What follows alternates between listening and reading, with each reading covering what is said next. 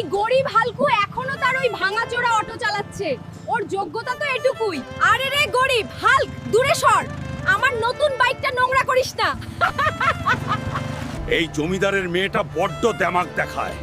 একদিন এমন গাড়ি কিনবো যে পুরো গ্রাম দাঁড়িয়ে দেখবে। আরে ম্যাডাম, এই গাড়িটার দাম কত?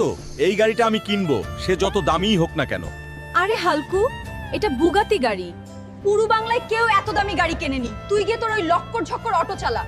ম্যাডাম, আজ হয়তো বুগাটি কেনার ক্ষমতা আমার নেই, কিন্তু এমন একদিন আসবে যখন আমি আপনার পুরো শোরুমটাই কিনে নেব। আমাকে যে কোনোভাবে বুগাটি কিনতেই হবে, কিন্তু বুগাটি কিনতে তো 30 কোটি টাকা লাগবে। এত টাকা আমি কোথায় পাবো? সবাই শুনুন, যে এই এক চোখা কোবরা পাহালওয়ানকে হারাবে সে পাবে পুরো 100 কোটি টাকা। ওকে তো আমি ধুলো চাটাবই। এই গ্রামে কি এমন কোন পুরুষ আছে যে কোবরাকে হারাতে পারে? পুরো বাংলায় এমন কেউ